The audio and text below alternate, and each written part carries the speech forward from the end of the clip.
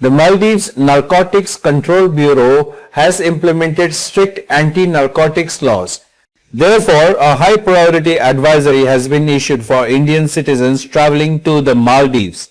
According to the new Drugs Act, which came into effect in March 2026, possession of even a small quantity of drugs in the Maldives can result in severe punishment. Serious offences can result in life imprisonment, and large-scale trafficking cases can result in the death penalty. The new Drugs Act has been implemented due to the recent increase in the number of Indian citizens detained for drug-related offences. Therefore, the Indian High Commission in the Maldives urges travelers to strictly adhere to local laws. The Indian High Commission has issued important safety guidelines for travelers traveling to the Maldives. According to these security guidelines, travelers should avoid accepting luggage from strangers at airports or transit points, maintain complete control of their luggage at all times, and exercise extreme caution during airport, port, and transit checks. The Indian High Commission states that ignorance of the law does not provide any protection for Indian travelers.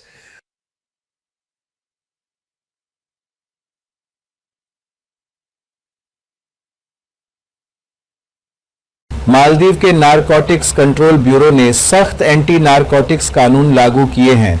इसलिए मालदीव जाने वाले भारतीय नागरिकों के लिए एक high priority advisory जारी की गई है। मार्च 2026 में लागू हुए नए ड्रग्स एक्ट के अनुसार मालदीव में ड्रग्स की थोड़ी मात्रा भी मिलने पर कड़ी सजा हो सकती है। गंभीर अपराधों में उम्र कैद हो सकती है और बड़े पैमाने पर तस्करी के मामलों में मौत की सजा हो सकती है।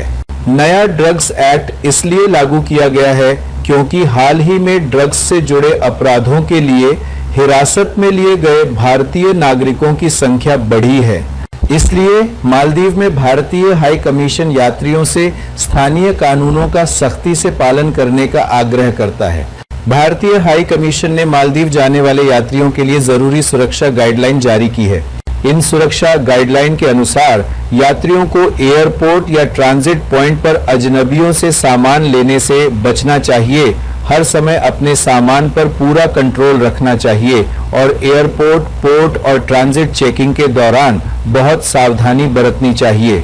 इंडियन हाई कमीशन का कहना है कि कानून की जानकारी न होना भारतीय यात्रियों के लिए किसी प्रकार का कोई बचाव प्रदान नहीं कर सकता है।